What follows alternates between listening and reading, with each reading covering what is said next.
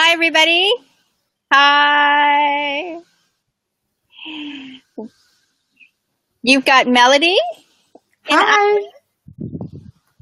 Jacqueline here in Canada, and we are here to do part 7 of Opening Your Heart, and this is Living from Your Heart, right, Melody?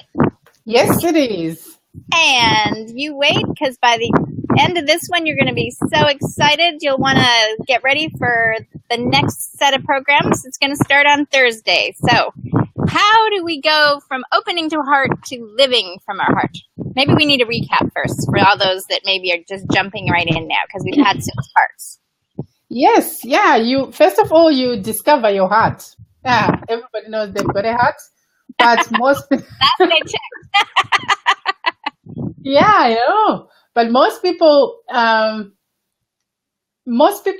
disconnect because they've been hurt or something has happened in their past, and they hold on to that pain and they shut out everybody. It's to protect themselves from being hurt again.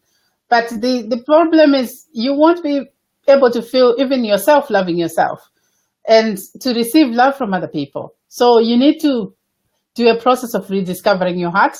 That's the first step to know that you do have it. So we have a meditation that helps you to connect with your heart and to feel your heart and to just be with your heart.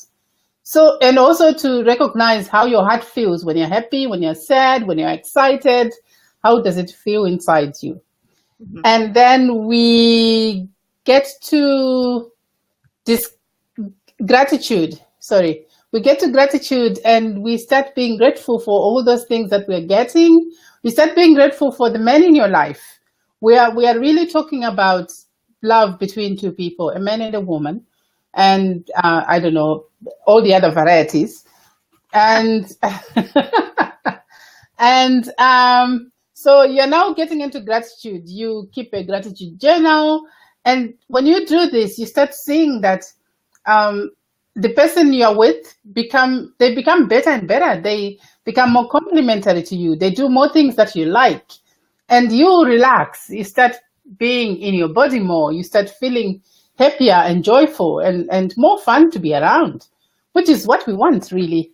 And then step 3, you move into forgiveness. This is now getting into serious stuff where you are forgiving yourself, forgiving the people who have hurt you before, whether they could be your partner or they are other people or another man from the past or a woman from the past who has hurt you so badly that you've been holding on to this anger.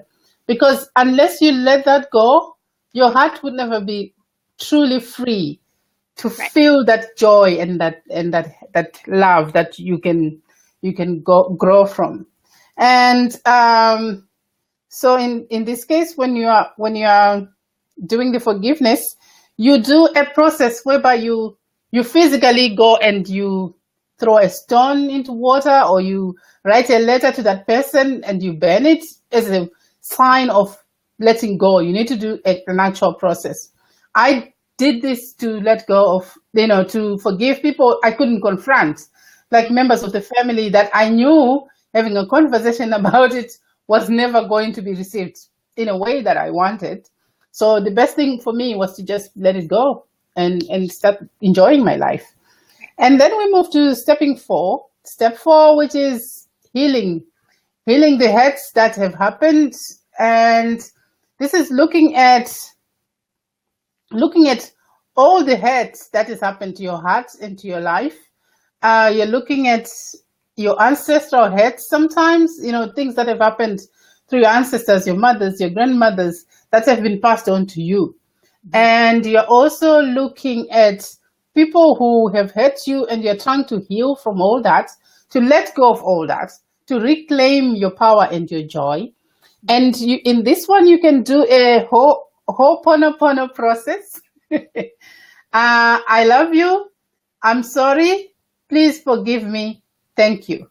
That's the process. Those statements, if you repeat them over and over again, they will help you immensely. And then we move to choosing joy. We are now getting into the fun stuff.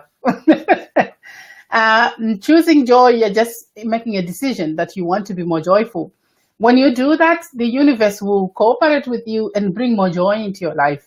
So you're now beginning to enjoy yourself more. You do things that you know you're choosing to do. And even when things are happening or you're getting contrast in your life, you can still find joy in those places. You can still find, you know, a way to be in a joyful place. And this is just a choice. This is not because things are not going wrong. This is just what you choose. You're choosing joy. I think I gave an example whereby after my husband died, even though I was grieving for him, I still consciously wanted to be in a joyful place. It took me a long time. It took me 2.5 years, maybe 3, to get to a point where I was back in my proper joyful place. But I did things to get myself there. And even now, I still do things to get myself there. And then we moved to number 6. What was number 6? Number 6. Yes. Joy. Oh, no, acceptance. Acceptance. Yes. This is accepting yourself. This is accepting the people around you. This is accepting the man you're with, that he is good enough, that he is perfect for you. He's not a perfect human being, but he's perfect for you. And you start looking at all those good bits that he does, and you appreciate them, and you tell them, you say to the person, I really appreciate this. And we started talking about having an appreciation game that we are doing. I'm still doing it. I missed yesterday because I was just so pretty busy from the moment I woke up.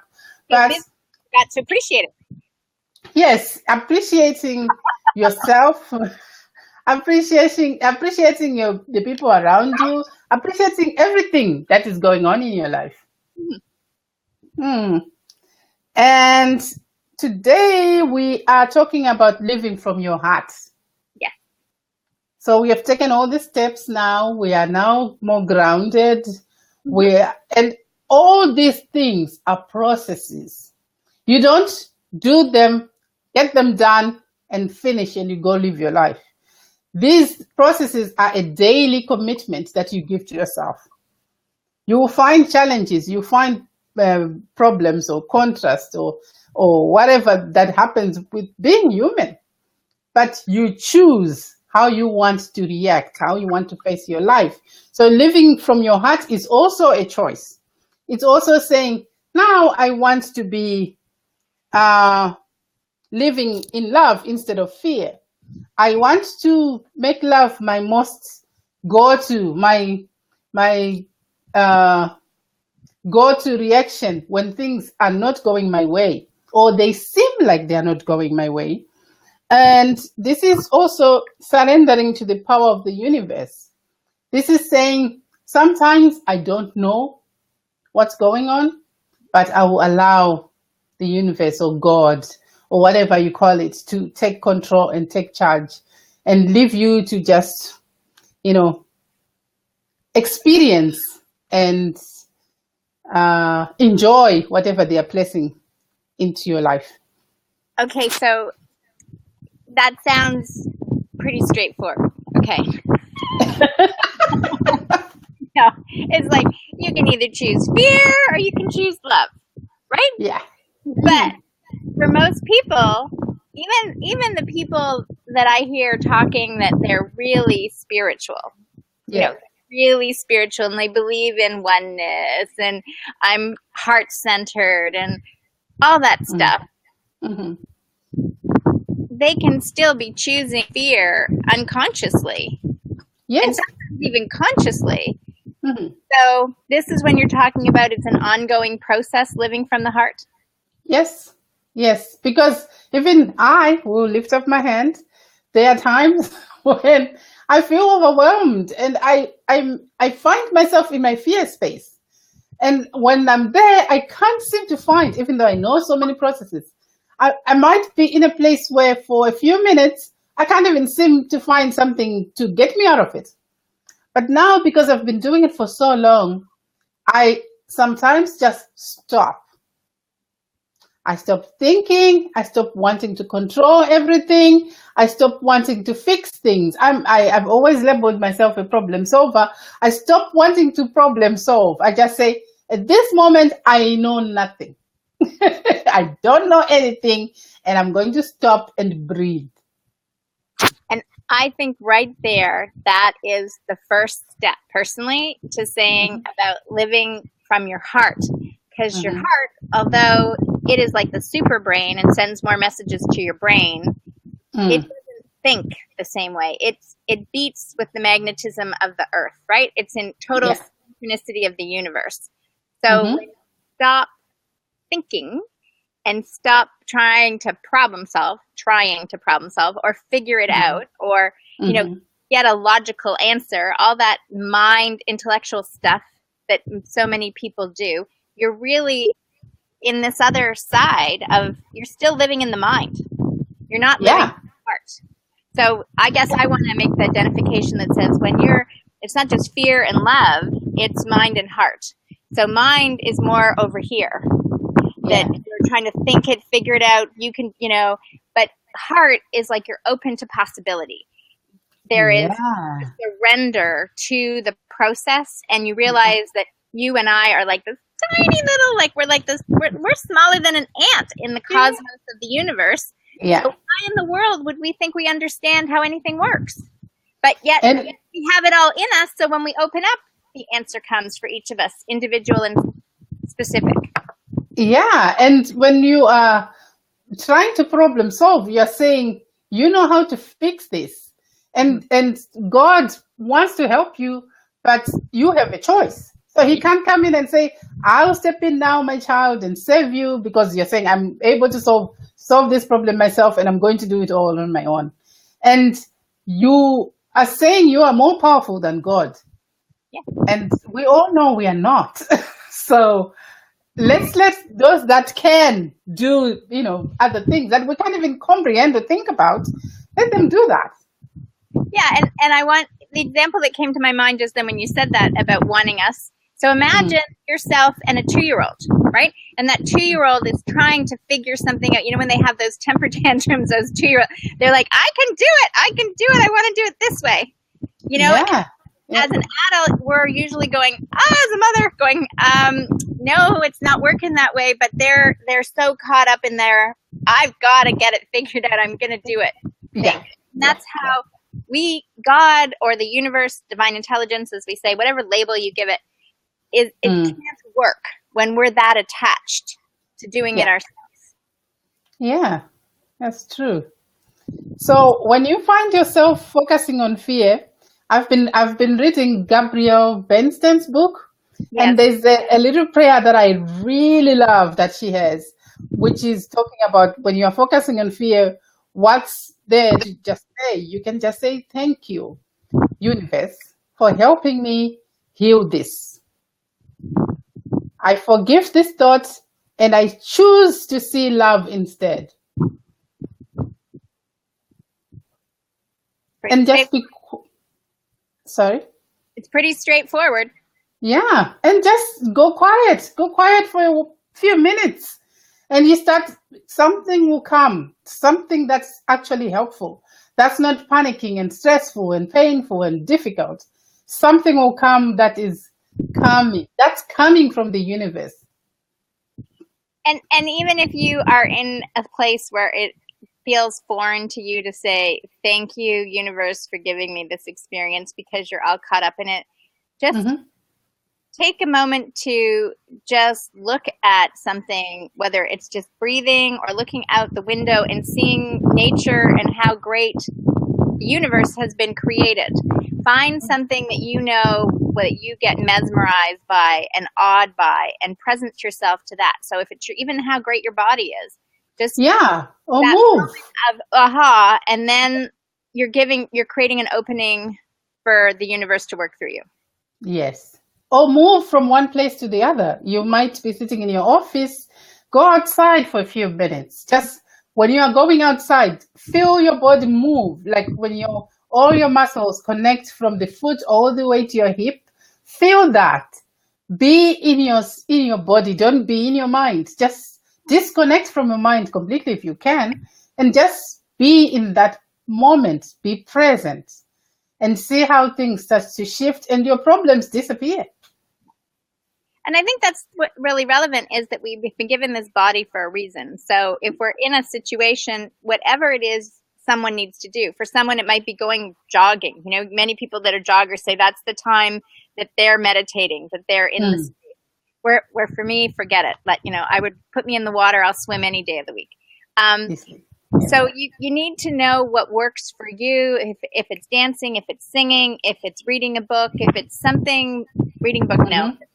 Well, sometimes it does distract you, but you need to find something that allows you to reconnect in a different way and take your mind, like basically give the problem away and wait for the answer to come.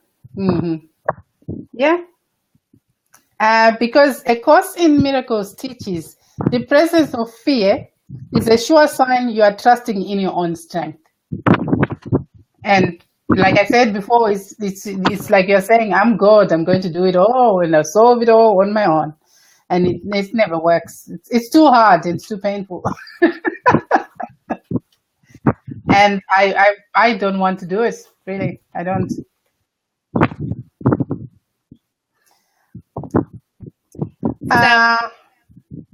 Go ahead. No, I was just going to say you can also do meditation if that helps you. You think of the color green that connects you to your heart.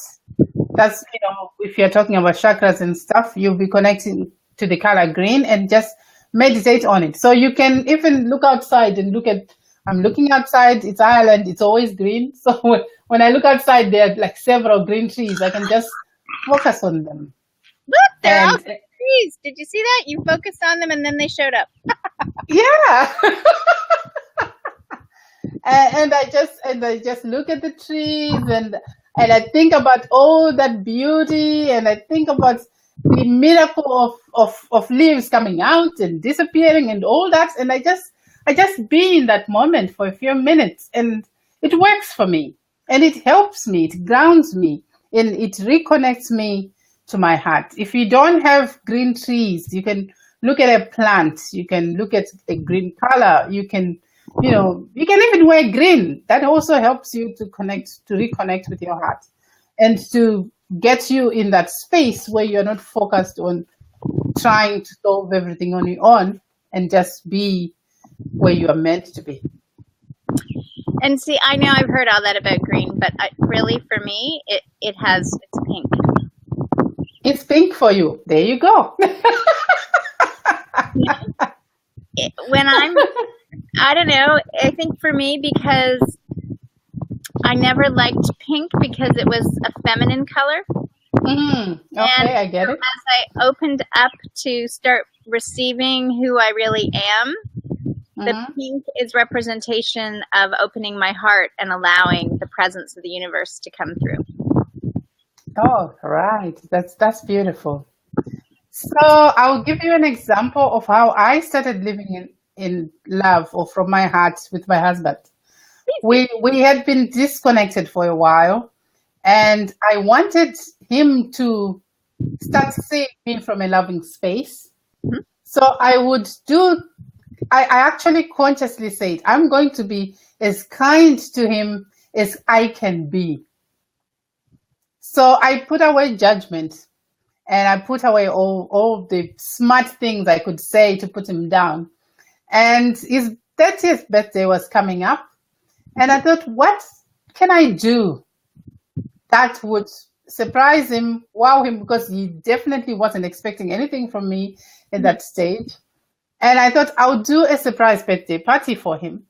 And I talked to his friends. I told him what I was planning. Everybody was in on it, and he wasn't. And on the day, we even had cases of beer, because we're living in a small apartment with cases of beer hidden under our bed, and he never noticed for a couple of weeks.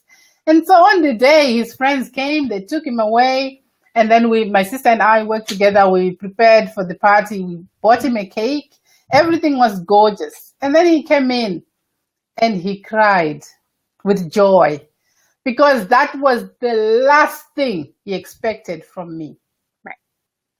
But I had gone back to what my father used to say. My father used to say all the time, you cannot teach someone to love by showing them hurt or pain or frustration.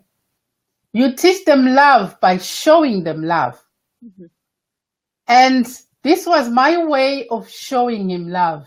And I take that mantra. My dad used to say it because his mother needed him to continuously say that in order for him to cope with who she was.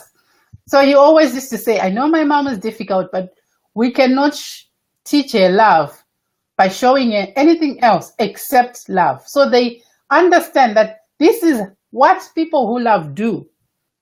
And this is what people who don't love do. There's a difference. That's a tweetable Melody. That's a Melody tweetable. Okay. Okay. Say it again. You can only teach people to love by showing love. Yes. So there is no other way. And if you really think, okay, or allow yourself to be present to how powerful that is. It brought me to tears. Oh. Because the world, what most of our kids and everybody are still growing up in, is teaching them about the past and the history. And there's very little love demonstrated in any of the stories that they're taught. Yeah. Right. And there's also revenge, and there's also pain. There's also everything. It's punishment. Opposite. Yeah. Everything is opposite. So that's why it's so important, the work you're doing, and for each of us to open our own hearts. Because as we open our own hearts, we affect the world. And most importantly, we affect our own family and the generations to come with our children. So what's the tweetable again? Melody's tweetable? Yeah, you can only teach love with love. By showing love. By showing love. By showing love. You can only, I have to write this down because I know I'll forget it. You can only teach love by showing love. Okay. Okay. So we can talk all we want about it. We can talk about the mind and the heart and all that. But unless you're doing something significant like you just did, right? So showing love to your husband. I mean, I was just saying to someone I was doing a recording this morning, and I was saying, show your gratitude with like the money that comes to you. Show your gratitude for what you want to see more of in the world, right? Yeah. Notice, is that where you're giving your money, or are you just taking your money to pay your basic necessities and your bills? Because again, it's where you're putting the energy that's coming to you. So are you then, that gets mirrored to you? Are you feeling that people are not able to pay you because they're only doing their bare necessities? So put the money where you want to see more of in the world, and then more of it will come into that world of love. That's what we're creating here. We're living in the heart in with Melody's tweetable here, right here. You heard it first. So when you find a person has done something you don't want, or something that triggers you, this is where you ask yourself, what's the most loving reaction I can do for this person? And you do that.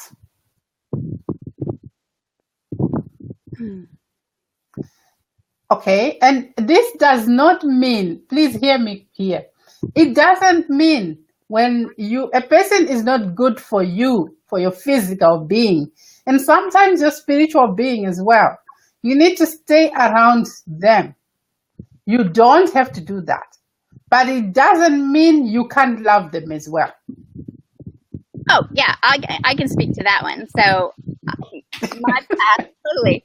I mean, I will still say I love my ex for who he is as a person, but the environment that we were in together and the situation was unhealthy for each of us living from our heart, in that respect. Yeah. So drawing boundaries and to be in love is, I'll give you an example. So one of the things that when there was an explosion going on in our house in the past, in the beginning, I would be fearful and I would be scared and stuff like that. And then I'd start to say, I just need to work through it and I need to do through it. And eventually it got to the point where basically it's like the opopono, is I would be able to say, I love you regardless of what's coming out of your mouth. But I'm choosing to live in a loving house. And I'm choosing that I believe that the universe is going to provide that for me. And I'm choosing that there's going to be an answer. So I was loving him as a being because he's a divine being, but choosing powerfully that I wanted love and what I wanted in my house, that was coming into being. And in the process, we were led our separate ways.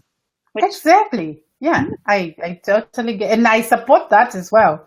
I feel people sometimes think being loving, it means you have to be a doormat. It doesn't. Yeah. Being loving is actually your most powerful place.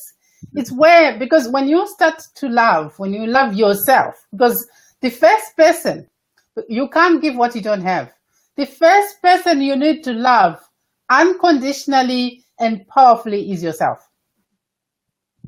Which means you protect yourself from all things that are going to hurt you. Right. That's loving you. Yeah. And then whatever comes after that, you can safely say, no, that's not for me. And the person will get it.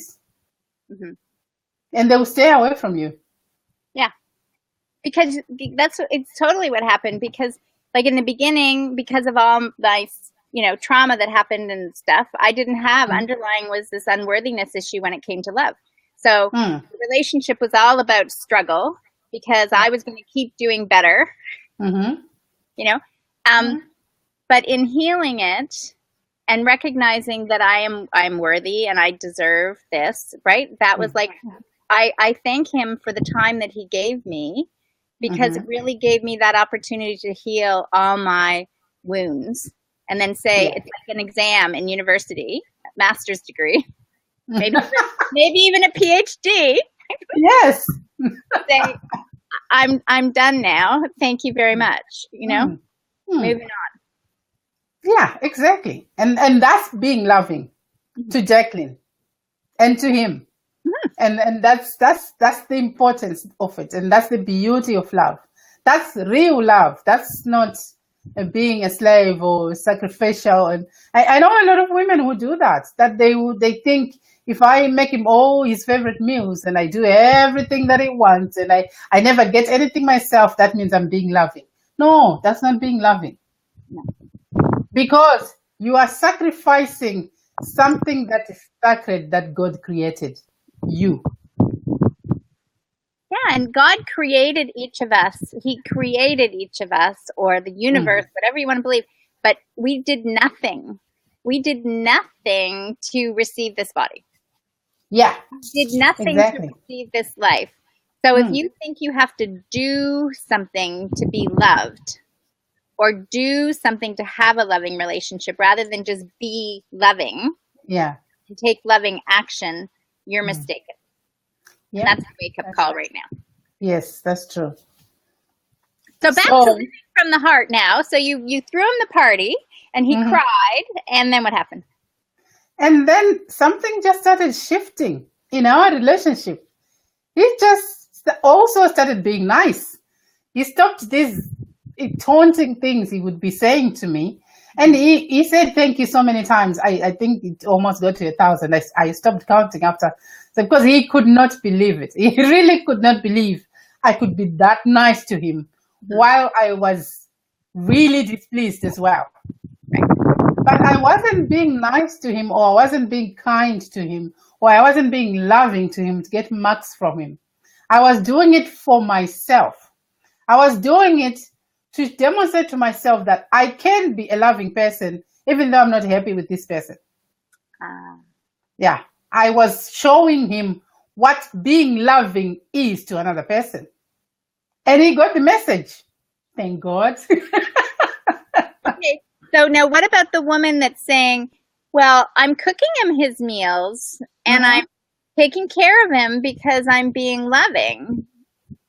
Well, And so I'm doing those loving things, but he's not acting like your husband. Yeah, because you don't love yourself. You see, it's very funny. It's like when you are doing those things to please him, because he's doing some things you don't like, but you're trying to placate him. We do that as women. We say, oh, let's calm him down because otherwise he was going to explode. Right. That's living from fear. Okay. So it also means you're not being loving to yourself. You are trying to protect yourself from either being left or being beaten or being treated badly. So you're just trying to keep things smoothly going ahead. Unfortunately, he sees through that and he won't appreciate you. Yeah. That's very good for people to recognize. So are you doing your actions, you're thinking they're loving actions. However, what you're saying is they're really coming from that place of fear of something. Yeah. Right? You're wanting to keep a calm environment or keep it the status quo so you don't have to face the next consequence of what happens. At this point, let me add on, when I did this party, I didn't mean I had stopped saying I'm going to divorce this guy. I had already made peace with that. I was going to be okay. And I was not going to divorce him while we were fighting and all that. We were not going to fight. I was going to be very, very kind to him and make sure he had access to his child and all that. That's what I was going to do. I was not going to do it from a place of vindictiveness or paying him back for what he did to me. I was doing it from my place in my heart of the person that I am. I was paying tribute to myself, not to him. So all this was not like I'm trying to buy him so that he sticks around and we don't get a divorce. No, I was actually saying from now on, I'm going to be loving. I'm going to leave him, but I'm going to leave him from a place of love. So really, it was all about melody. Okay, let's get Okay, there's a lesson in there. Put your own mask on first. It was like Melody wants to be loving and show herself that she can be loving. She's really being selfish with saying, yeah, I can be loving. I'm going to be loving regardless of what's going to happen with him. Yeah. And the benefit of her being loving and taking loving actions was he shifted and they fell more in love. Yeah, because he started showing and realizing that I wasn't going to play that game anymore. I had stopped playing the game and he stopped playing the game as well. And all of a sudden we were talking like normal people. There were no shouting matches anymore. We were actually having a conversation and we were collaborating and we were friendly and we were being kind to each other and nice. And we started wanting to spend more and more time with each other. And oh yeah, our sex life woke up again. And we started, being, physical and romantic and caring again. But all this came out of, it was a process. It didn't just happen overnight. So how deep is this, Nelta? Because she's saying this is so deep, ladies. Not that we're talking about sex and we're getting the deep and the sex and the conversation. No, I don't think so. Which is, that's her comment. It's so deep. So there we go. All right. Dive into love. Okay. So you can also say a mantra when you are trying to connect with yourself. I deeply and completely love and accept myself. I am open to love. I forgive myself. Any of those statements, you can say them individually, you can say them together, but they help you to reconnect with your loving space. And that's living from love, from the heart. Okay, so those words didn't have the same impact on me because it was like you were almost like reading out of a book. Because I'm wrapping up. I'm actually reading it from my Right. So I would like the viewers for you to be able to just slowly read and look at them so we can see. It's like looking in the mirror, right? Okay. And we're All catching those words and we're feeling them in our heart. Okay. I deeply and completely love and accept myself. I deeply and completely love and accept myself. Yes. Let's hug ourselves.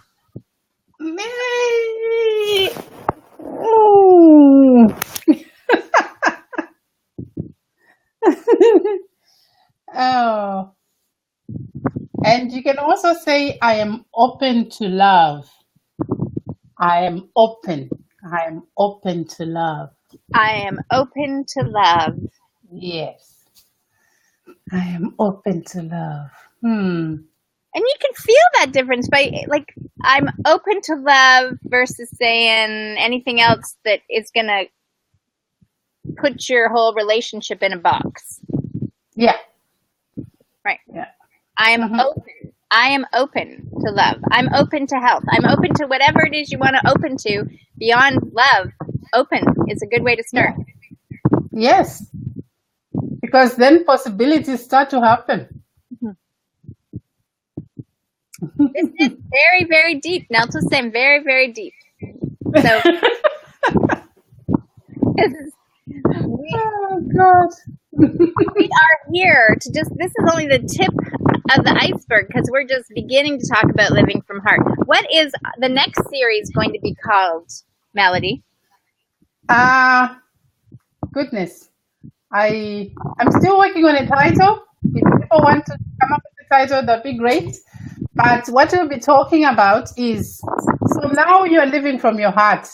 You're now starting to have relationships. You're going on dates. You're meeting men. You're really starting to be from that place, opening up to love in a more magical and more fun and joyful way than you ever did before. And so we'll talk about that. We will get into more of that. We'll get into, so what do you talk about when you're on a date? How do you talk to men when you're talking to them?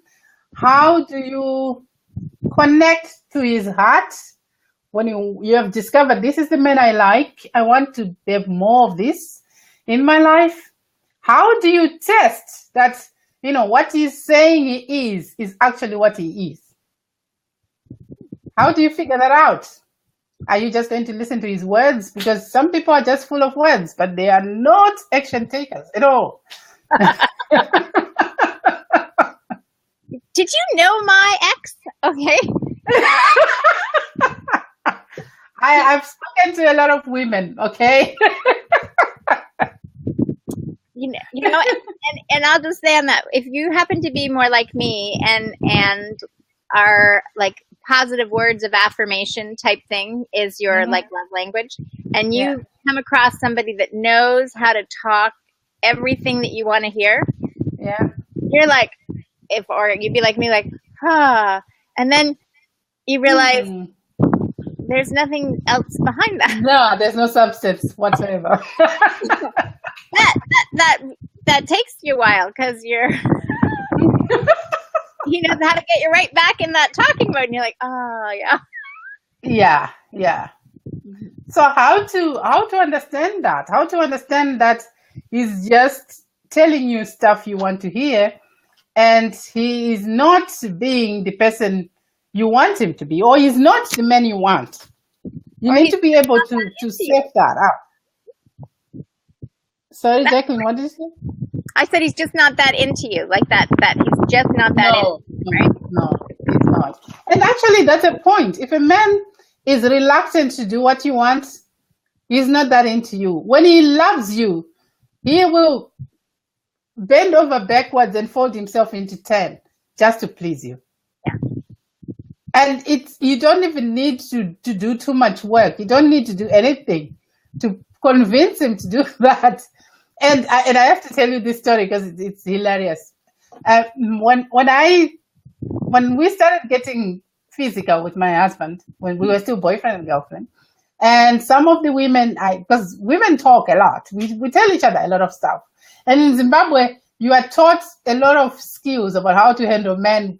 As you are a girl and you're just talking to women who are married, they tell you a lot of stuff, okay?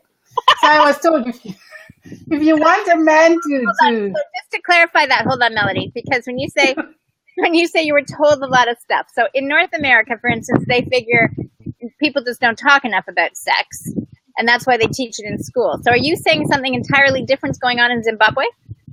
Oh yeah. Oh, I don't know why you're so afraid of sex here in the West, but in Zimbabwe, people talk about, and you see the differences.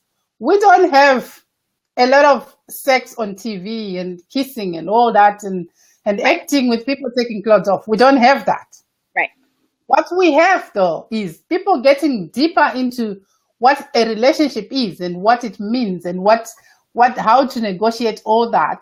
And sometimes you even get into the what happens in the bedroom part. You can have a very candid conversation with people, and sometimes even people you don't know, but you get very valuable information, especially from women.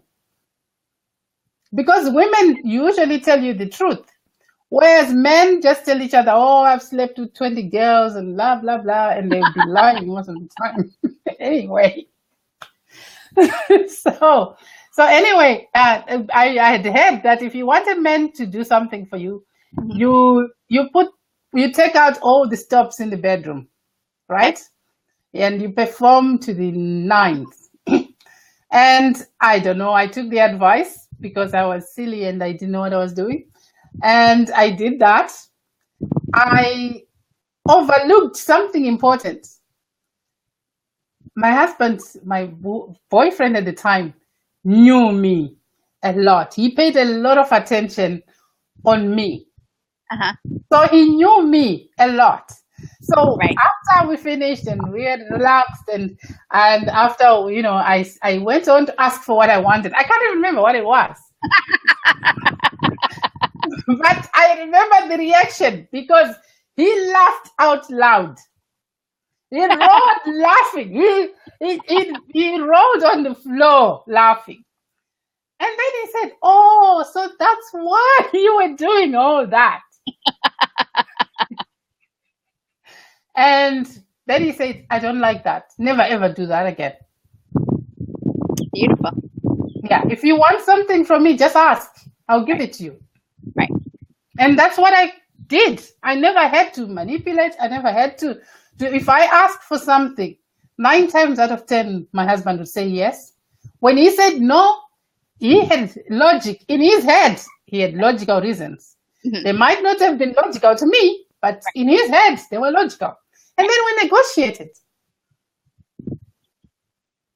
Yeah. So that's so anyway. So beautiful. Now that's a real great story because that could be that's too long to tweet, but it can't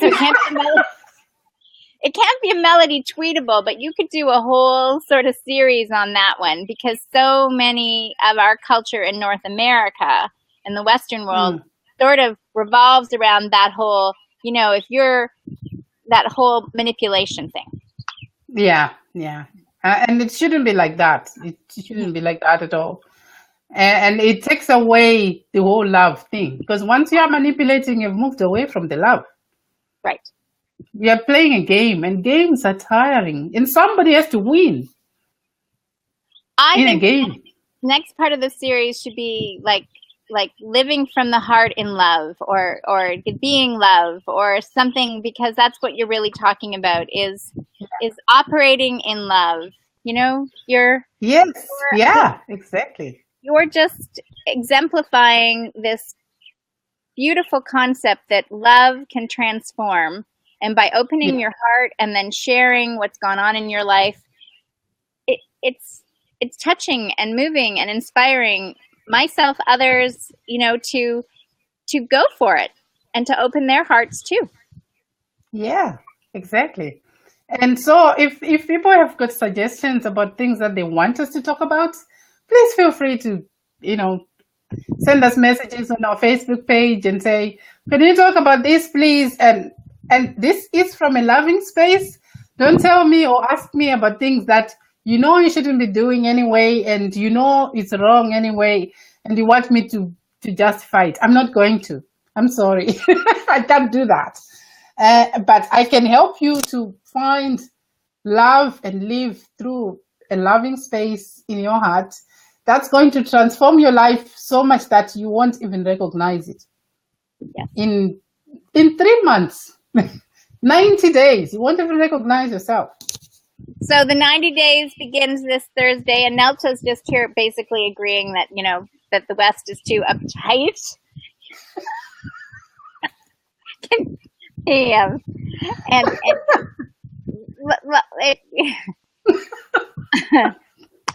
okay. Yeah. You know, maybe that's why I loved when I went to Africa. Okay, like it for me, it was just home. You know, it really was home. The whole sense of presence and beingness, and the